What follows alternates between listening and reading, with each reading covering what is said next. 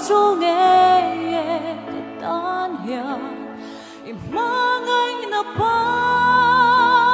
môi